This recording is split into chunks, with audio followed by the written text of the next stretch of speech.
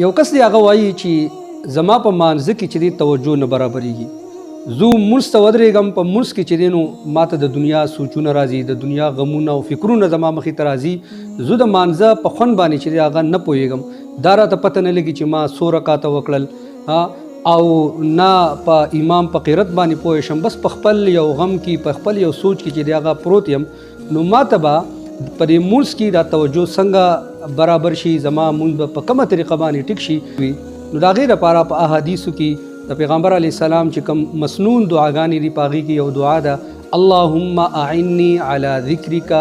و شکرک و حسن عبادتک. په دې سکرین باندې به چې دی تاسو ته ښکاري هم اللهم اعنی علی ذکرک و شکرک و حسن عبادتک. دا د هر مانځه نه پس 11 پیرې په پابندۍ سره چې دی هغه ویل، ان شاء الله العزیز په ډیرو لږو ورځو کې به تاسو ته چې فرق چې دی هغه محسوس شي او تاسو به د مانځه په خوند باندې پوه شئ، ستاسو په مونځ کې چې دی هغه توجه برابر شي.